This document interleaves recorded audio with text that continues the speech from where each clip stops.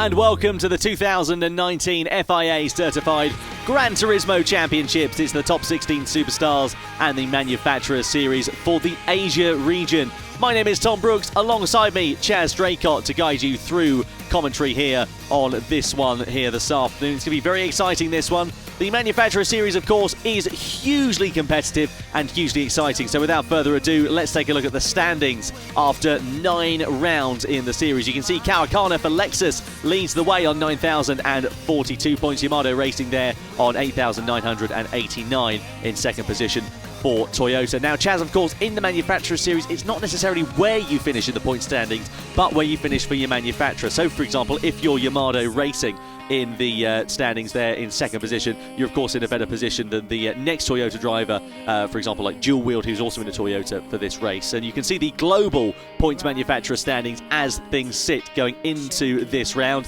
Lexus leading the way, 564 points. They, of course, were the Manufacturer Series champions of 2018. But Mercedes-Benz and Toyota, not a million miles adrift there.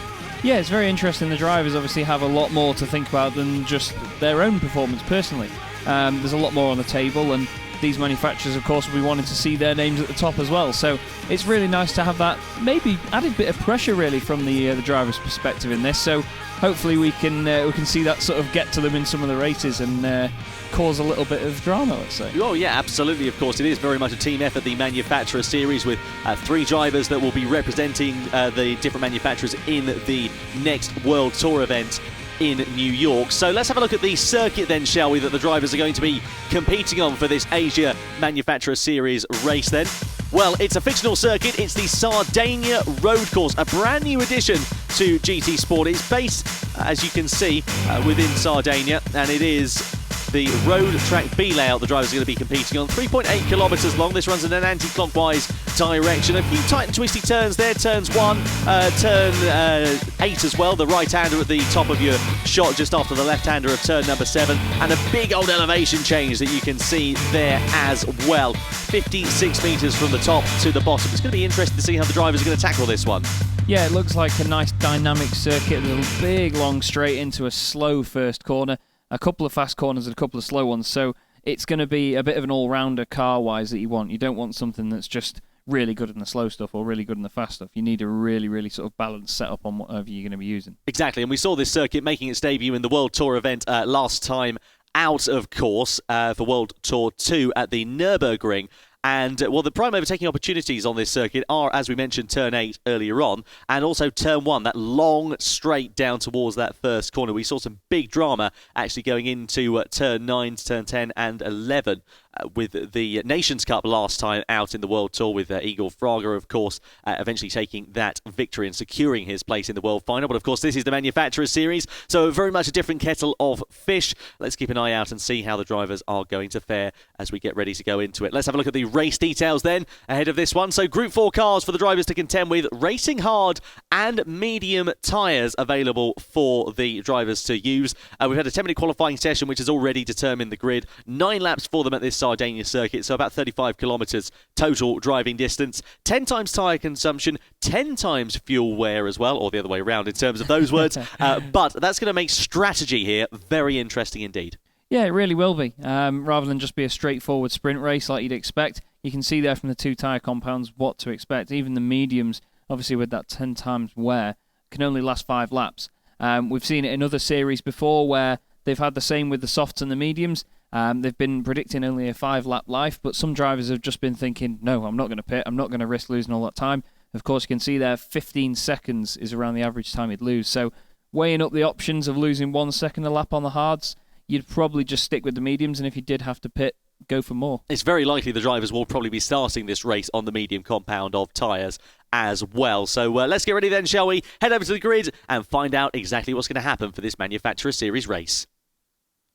To the grid then, a rolling start for these drivers. It's Yamato Racing who's qualified on pole position for Toyota. GSN in the Ford alongside him in second position. Then it's Legacy, Dual Wheeled, Kawakana and Shoei as well in sixth position. So ready to come over the timing line. We are here at the Sardinia Road Course B layout to get this race underway as the drivers filter down towards the first corner for the first time of asking. Up the hill we go, and very hard on the brakes. They'll go into that acute left-hander which does follow. You can see Yamato Racing there there leading the way. The top three leading a bit of a gap back to Kawakana there in fourth position, who runs a little bit wide out of turn one. That's not going to help his drive because Dual Wield is very close behind and ready to pounce in the Toyota if anything goes wrong.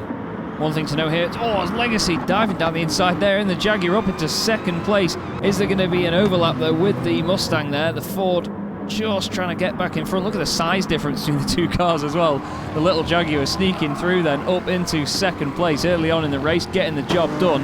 But I was just going to say, the curbs, the insides of these curbs here, very, very tall on this circuit, so you've got to be careful not to take too much of the inside as you go into a corner. As Kawakana now in the Lexus as well, trying to have a go at the Mustang as well. He's got it done around the outside. There's a battle behind them as well. Yeah, look at Shuey as well versus Dual Wield. They were going side by side through that corner. They're still side by side on the exit as they go past the penalty zone in through to the left-hander of turn number 9. A little bit wide there, I think, from Yamato Racing just out in front. In fact, no, it was Legacy who was a little bit wide in the Jaguar through that left-hander. Meanwhile, GSN from his second position starting slot has got a lot of pressure from behind in the form of Shuey and Dual Wield there. So that could be a potential change of position coming up very, very shortly indeed, as we already get ready to complete the first lap here. All the drivers going towards the right-hand side of the circuit to go quite defensive as they head down towards that first corner. Nobody making any moves as things stand, but down in towards that left-hander, very hard on the brakes. We could see a few dives up the inside, and we do see that in the background there as well with Shuey versus GSN for position, and Shuey, the Japanese driver, did manage to get ahead of his fellow countrymen. Yeah, nicely done in turn one there. Gets it sorted on the brakes, and GSN just doesn't seem to be able to carry it there. As you see the Aston Martin just looking down the inside of the Toyota there behind them. That's Ayumu down the inside of Dual Wheel. Doesn't get it done.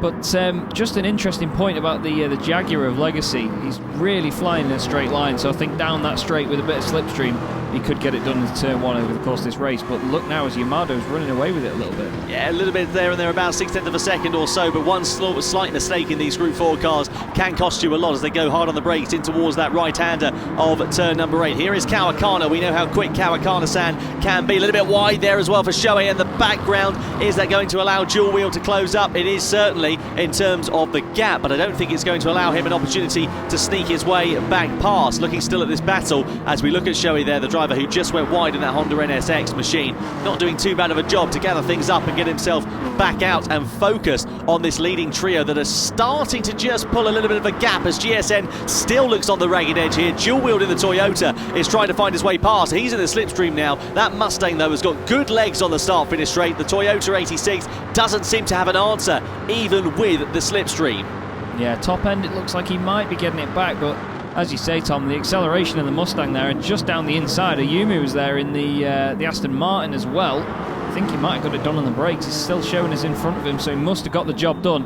This is our leading trio then, with Yamato. There is the Aston in front of the Toyota. That is Dual Wield in 7th place. Look at that further back as well. That's Tatsuket versus Kerakuma in the of course, the Audi versus Subaru in terms of position. And look at how aggressive both of those drivers are being, bumping each other through the long camera right-hander. Kerakuma sends it down the inside. My goodness me, that was very aggressive. Here comes Arrow 71 as well. He tries to go the long way around the outside. He'll have the inside line for the next corner, and he's got the move done already. That is absolutely brilliant opportunist driving from Arrow 71. He squeezes the Audi to the outer side of the circuit. He finds his way through. He holds track position as well. There's a lot of argy-bargy going on in this midfield section as GSN tries to go up the inside of Ayumu as well. He's down the inside, and Dual Wield's going to try and follow him through there as well. The Japanese driver stuck on the outside of the circuit with no room to use that momentum, but they're going to flick it left again. Ayumu's got the outside line. He's managed to hold momentum, but here comes GSN trying to send it through up the inside. Ayumu's going to get a poor run onto the start-finish straight. Dual Wield runs out of room as well. They need to go 3, nearly 4 wide. What a great scrap for position here. Kerakuma also involved in the mix. Tatsut as well. Absolutely brilliant racing as they all run nose to tail. Lots of action taking place. 3 wide for position as they come down towards the first corner. Who's going to blink first? Kerakuma's got the inside line. He's now into 6th place as Ayumu's shuffled wide, but they still run side by side into the following right-hander. And in the background, there's still 3 wide for track position. Look at this absolutely brilliant scrap for 6th. Side by side, the Subaru and the Aston Martin go. Kerakuma into 5th position. That was amazing stuff. It was like watching something to do with the red arrows as they were coming down the straight. Incredible formation flying. Arrow 71. Oh, a big barge there by Tatsuka. Just saying to the Toyota driver, that's my inside line, sunshine. You are not coming through there. Brilliant stuff by GSN though in the Mustang, really lugging that big brute of a car around and defending well. But the BMW M4 of Aru 71. Look at this, Tatsuka trying to go up the inside into the right hander. Oh, and contact with Aru 71 sends him spinning round and down the order. Big disappointment there for Aru. He was driving brilliantly so far, but in a huge pack like that, you can guarantee there's going to be drama of some sort, and Tatsuka receives a 5-second penalty for that contact as well. Yeah, it was definitely coming for one of them that they were going to get a penalty. There was plenty of argy-bargy, like you're saying, fantastic stuff to watch. Amazing close racing. We've even got the Corvettes in there now as well, the Nissan GTR as well as Heaven gets involved, but you can see there the penalty for Tatsuka as the Toyota of dual wheeled is behind him in 8th place. Amazing stuff though coming into turn 1. They were 3 wide, then 2 wide, then 1. It was a wonderful little triangle formation. Great to watch, but this front trio still not changed places. They're probably just sticking to their guns at the moment. I think Legacy may just be waiting for Yamato to make a mistake. And Yamato racing here at the moment. His gap has decreased over the last couple of laps. It was at about 6 to 8 tenths of a second, but it's now down to under half a second in the lead of this race with the Toyota. Legacy 0193 there in second. We ride on board with Kawakana in the Lexus in 3rd position. And this is the brilliant thing about the Manufacturers Series. Lots of different machinery and types of car involved, but great racing up and down the field. Hugely exciting action. Here is Ayumu, who we saw getting involved in a lot of drama earlier on in this race. Lots of overtaking action. He's now behind the 5th place man of Kerakuma in the Subaru. Going through turn 8, up the climb through turn number 9 we go. All the while they've been battling, it has allowed, as you said quite earlier on there, Chaz, the leading trio to just break away a little bit of an advantage, with Shoei there in 4th place, ready to pick up the pieces should any drama ensue. Yeah, they've just got to make sure that they're identifying their opportunities going forward to the end of this race. We're already on lap 5 out of 9, coming on to the 6th lap very shortly as they come onto the final straight. Here is 3rd place driver Kawakana then in the Lexus. And one thing to note as well is about this GR4 category, it's great to see such a variation in cars, all scrapping away with each other, all different shapes and sizes, all different levels of power in terms of the usual road cars that they have. And it's just awesome to see such close racing from all of them, with so many manufacturers down the left-hand side of our timing tower here. But the little Jaguar at the moment, 2nd place, chasing down the probably even smaller Toyota GT86 with the Lexus RCF behind it. Really strange trio to have, but the Lexus gets a great run out of there. Kawakana putting the pressure on Legacy now. Into the long right-hander, goes for a late apex so he can get on the power a bit earlier. But there's not too much area for him to get a run on the Jaguar down here as they go down the hill. No, absolutely not. Here is GSN, who's been a little bit in the wars. The driver in front of him with Black Beauty, who's making a slow ascension through the field. That's Tetsuya Sugawara, a man who we're very familiar with seeing in the World Tour event in Gran Turismo. He's made his way slowly and quietly, actually, up into 8th position on lap 6 out of 9 in the Porsche Cayman GT4 machine. So that's a really good drive from Black Beauty, considering where he qualified just on the fringes of the top 10 positions there. Meanwhile, further back now is GSN in 9th position. Just in front of him is Dual Wheel. The field beginning to just settle down ever so slightly. Tyres beginning to wear out now as well. As we mentioned earlier on there, Chaz, as well, a 5-lap expected tyre duration, but I think all the drivers are going to try and go to the end on this one compound, because of course there's nothing in the regulations that says they have to pit and use both compounds of tyres. Yeah, definitely. I don't think anyone wants to bite the bullet and lose all the time in a pit stop yet. They don't want to risk that, and now with only 2 laps to go, it's not worth it because you won't be able to make it back up in that time. So it's all going to be down to the endurance factor of this now, and the guys looking after their tyres as it gets towards the end. And as we've said in a couple of other races that we've worked on before, Tom, a lot of these drivers may not cope very well with a car that isn't handling how they want it to. Other guys are used to it. Other guys are happy for it, really. They just get used to what they can push the car to in terms of limits around a corner. We're on board with the Corvette at the moment in 11th place of Kuro 96 GT, chasing down Heaven in the Nissan GTR.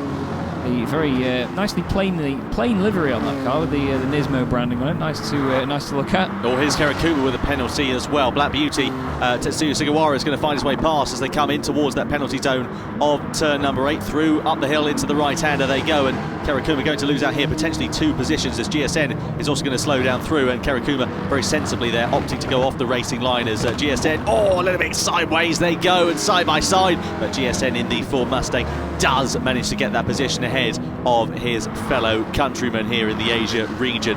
Brilliant stuff, and that now makes it a 3-way scrap for that position actually as well, with Kerakuma, Heaven and Kuro 96 GT. Meanwhile, Yamato Racing's just been able to stretch out that advantage, couple of tenths of a second, bit of a buffer to himself, Legacy and Kawakana, who are still battling and still going nearly side by side down towards the first corner. Legacy, though, so good on the brakes with that Jaguar, as you mentioned earlier on there, Chaz. Great legs with that Jaguar, really, really good top end, and that's allowing him to just have a bit more of a buffer, a bit more of an advantage over the Lexus. Yeah, he knows that even if he doesn't get that good of a run out of the final corner, he can still stretch the legs a bit, get it done into turn one, and as you say, he's been really good on the brakes through there. Just to note as well, Shui's just behind these guys as well. He's closing in. He's only 0.6 of a second behind Kawakana. There he is in the Honda NSX. So he's in with the shout of podium position here if it all goes wrong for the guys ahead. Of course, we've only got this lap and one more, so there is opportunities for him. He just needs to keep it clean at this point. Side by side, here is the opportunity for him. Kawakana and Legacy having a battle, nearly going door to door through the right-hander. No room for Kawakana there. Does a bit of Parry Dakar on the left-hand side into the dust. Yeah, through the left-hander they go. That's one of the pitfalls of battling whilst you've got cars in close combat behind as well, because it does allow them to close up, and that is exactly what Shui has done. He has really closed that gap down to Kawakana in third position. Through into that left-hander we go. The final series of corners, and now he's going to be in a prime position to use the advantage of the slipstream. Great traction and great drive out. Does Shui get? Kawakana takes the defensive line, quite understandably, but that Lexus pretty quick in a straight line there as well, and he's obviously helped by the slipstream in front of him with that Jaguar there as well. So it's a bit of a sort of moot point at the moment as we go on towards that final lap. No way for Shuei to try and find a way through. He's going to have to think about something on the infield section, maybe into turn 8 like we've seen. Yeah, he's got to just keep it clean at this point. Just stay within reaching distance of the Lexus ahead of him and just make sure that he gets a bit of slipstream into turn 8 and hopefully gets the job done. He's a little too close on the brakes there, but that's what I mean though. You've just got to keep your distance a little bit in these scenarios, because if you're going into an area on a track where you're going to get slipstream off someone, you don't want to start right behind them, because you're not going to get much of a slingshot to go past them. You want to start a little bit further back just so you get the overspeed enough to clear them. But I was going to say, it was playing into the hands of Legacy there, because now if these guys start fighting, he's going to be the one with the clear area in front of him. Yamato Racing's had plenty of that over the last lap or so, but they're still very close together. So Legacy will be watching his mirrors here into turn 8. Nothing can be done by Shuey there. Good line he's got though out of there, but he just kick up a bit of dust. He's just not able to find a way through. Here's Black Beauty, meanwhile with a bit of a penalty for one reason or another, presumably exceeding track limits. Half a second he has to slow down by. It won't cause him to lose any positions on track, but it does cause him to just lose touch with the man in front of Dual Wheel there in 6th place. Good race it has been for Dual Wheel, but that battle for the podium still reigning on, and still just a few tenths of a second separating them as Yamato Racing comes through that final corner. He is going to come over the timing line here at the Sardinia Road Course to take a very well-deserved victory. Lights to flag for the Toyota driver. Legacy in the Jaguar finishes in second, and Kawakana does hold on to that final spot on the podium in 3rd place, just 0.3 of a second ahead of Shoei on the final lap. He put the pressure on him quite significantly, but he wasn't able to find a way past, and into the wall there goes the Nissan of Hevan as well, right at the checkered flag. There was Black Beauty, who we saw having that penalty on the final lap. Here are the results then. You can see Yamato Racing takes victory in the Manufacturer Series race for the Asia region. Legacy in second, Kawakana in third, Shoei in fourth, Ayumu in 5th place. His race quieted down in the latter stages of that one, ahead of Dual Wheel. Black Beauty in 7th, and GSN in the Ford in 8th position. Then it's the Chevrolet of Kuro 96 GT, who we saw getting in very close combat with the drivers in front of him. KLR in the Volkswagen as well. Then it's the Nissan of Hevan, the 2 Audis of Tatsut and N76. Kerakuma there with that penalty we saw him suffering from earlier on, finishing way down the order in 14th. The Lamborghini of Yukiku in 15th as well.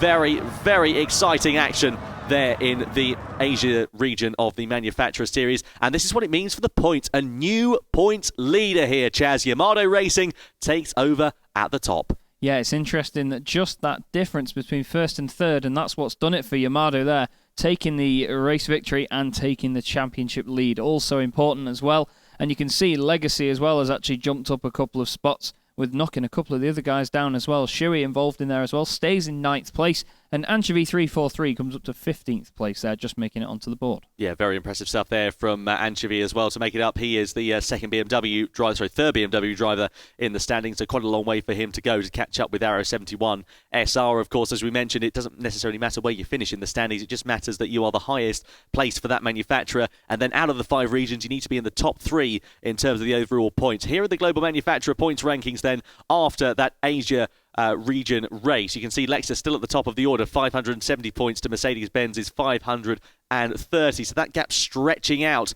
with Lexus at the top of the timing sheets. Meanwhile, you can see Toyota and Jaguar there, third and fourth place, only separated by the smallest of margins. Yeah, they are indeed. It's very close throughout all of that as well, and including the individual drivers. Peugeot and Chevrolet, they're 8th and 9th, well, tied for 8th place on 419 points.